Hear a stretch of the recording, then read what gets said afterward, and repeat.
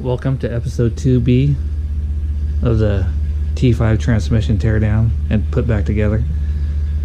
I feel like Dr. Bobenstein out here with all these different pieces, just piecing together whatever I can to make something work. Here's the old one down here. It's got some wear to it. I got this one here. This is out of a 2000 Ford Mustang V6. But yeah, the thing looks really good. I mean, it looks, there's like no wear at all. It's like brand new. The snout of the main shaft is perfect. No wear at all. That's what you're looking for when you get one of these. Like if you went to the junkyard, you pull that front bearing retainer off in the input shaft. Just make sure there's no groove or it's not burnt up, and you usually got one that's pretty good. Make sure it goes into the gears and you can have one that's pretty good. But yeah, that's smooth as a baby's head. Inside everything looks good. I've got a cluster support plate, a billet plate on there. It's a lot beefier. Here's the stock one, just a little stamp steel thing. I guess you start putting a little power through these things and that can blow apart.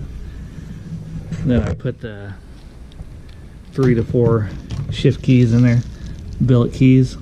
They're solid keys. So here's this is stock stamp steel.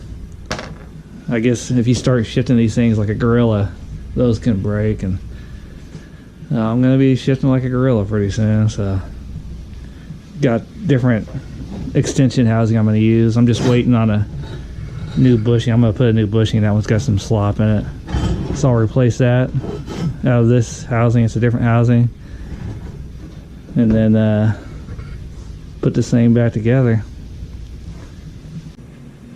I'm gonna go ahead and install the new extension housing bushing here. Got this kit here from National. I got it from O'Reilly. It's like 13 bucks. Comes with the bushing and the seal. So I've already got the old one out. I just take a socket that fits down in there, knock the old one straight through all the way towards the inside. That seems to work pretty good. I never use the right tools because I never have them. I always do it the caveman way. Here's the new bushing here. I figured using a socket like that would probably damage the edge, but I got this 3/4 inch drive socket. I flip it over and look at that, it fits in there, and I'm thinking that should drive it in there without damaging it. Like I said, caveman style here. You can always figure out something, seems like, to make it work. So there's a groove on here in the bushing. I think I'm gonna put it to where it faces down like this, so it'll pick up oil better, maybe. Okay, get it started like that. Go ahead and put your socket in like that. Grab a piece of wood and drive it on in. Let's see how this works. Die, die, die, die. Okay, I got the bushing in there. It didn't go in too bad. I went totally medieval on that thing, but it's in there. It still ended up being, the diameter was too small. I had to hone it out some to make it work. So I'm gonna start putting the gearbox together. I got to pull the input shaft out of this one to put it in the other one. Okay, so I got this gearbox assembled up until this point. Got the input shaft and extension housing on, the bearing retainers on. I like to put all that on before so I can check the play in here. And yeah, you don't want any, at least I don't want any in and out movement. I don't, but I do have it's a little bit sloppier than what I'd like. I think I'm going to tighten that up a bit with a shim.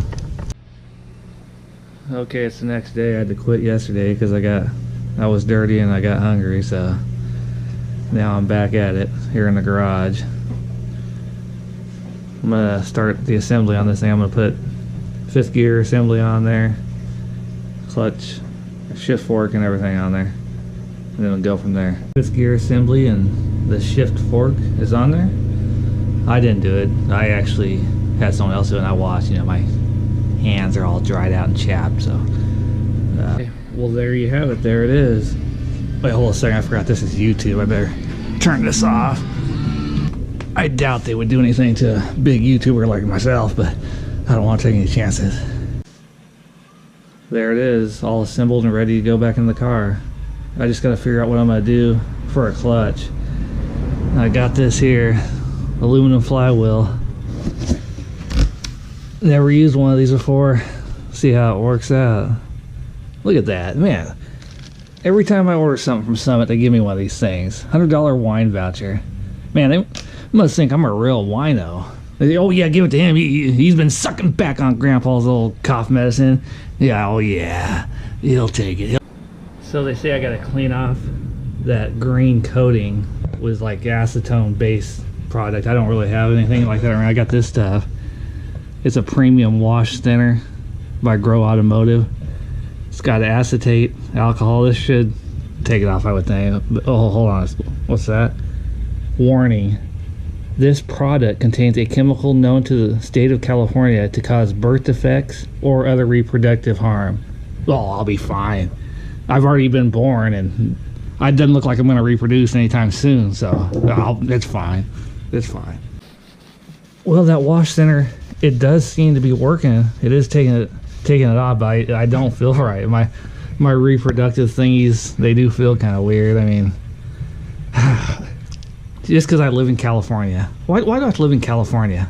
If I lived somewhere else like Maine or another state, this wouldn't be happening. I'm gonna go ahead and put the flywheel on. First I gotta put this blocker plate on. Now, the old aluminum flywheel looks pretty good. Get that green coating off. See how it fits up here. Oh yeah, I mean like a glove. And the holes are, I think I got them lined up the first time. Oh no, I don't. Okay, the flywheel manufacturer says the torque on the specifications, specifications 75 to 85, so we'll go with 80. We'll do 80 on them. I ended up going with the same clutch that I had in there, the McLeod. It was working pretty good and looked pretty good, so I thought I'd stick with it, and hopefully it seats in okay into the flywheel. That's my only concern. It should work, I think. Hopefully. Pressure plate bolts are supposed to torque from 12, anywhere from 12 to 24 foot-pounds. So I'll put them at 20 foot-pounds and hope they don't come out.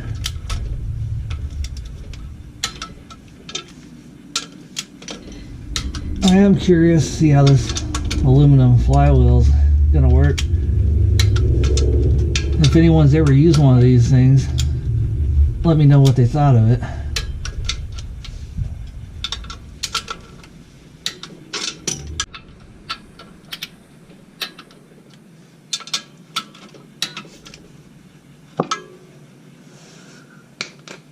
There you have it.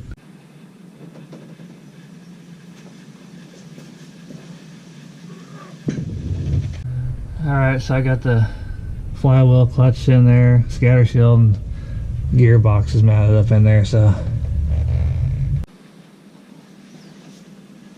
Okay, I think I'll call it quits for tonight. I don't want to bulk up too much, you know.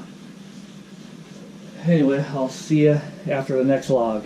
I mean, I'll see you in the next vlog.